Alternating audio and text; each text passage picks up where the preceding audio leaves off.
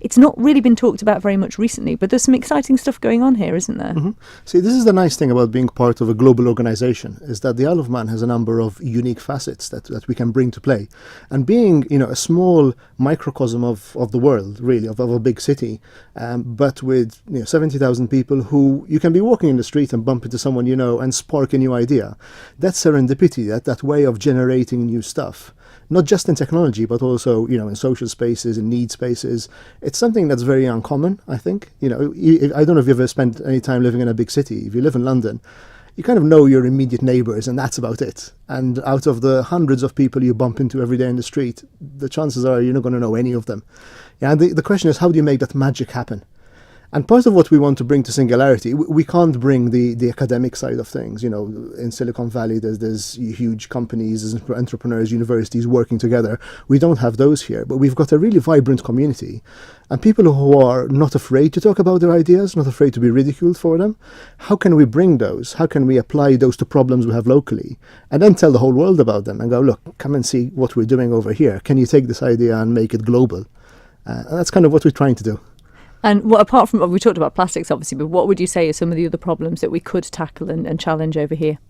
So, first event, a number of topics came out, and some of them, they were wild and wonderful and varied, shall we say.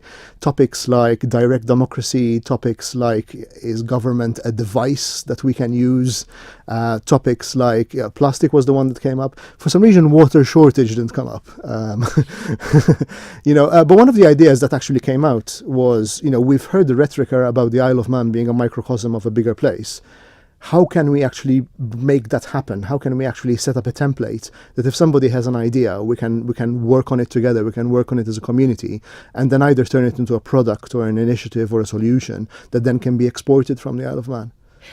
My experiences with technology have been that they've opened up a whole world of different things for me. The fact that I've got family in Malta and I can keep in touch with them and with videos and pictures and Facebook, it's fantastic. I've got a colleague of mine I've been working with for 7 years in India who I've never met face to face.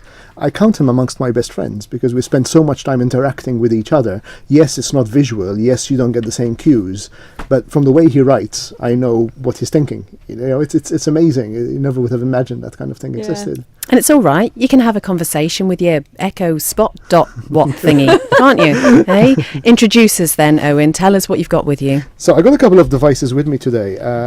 These are Alexa devices called Echo.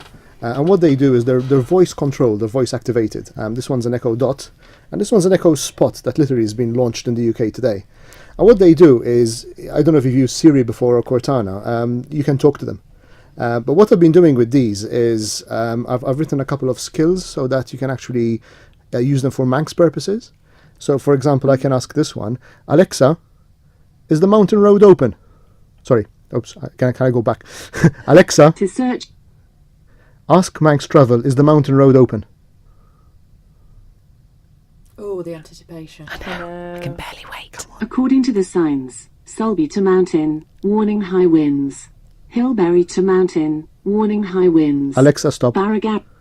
So what it's doing there, it's using the same data that's on the matrix signs that are on the way to the mountain. So, you could be at Quarterbridge and you can ask Alexa, is the mountain road open, and decide which way you're going to go without having to read the signs.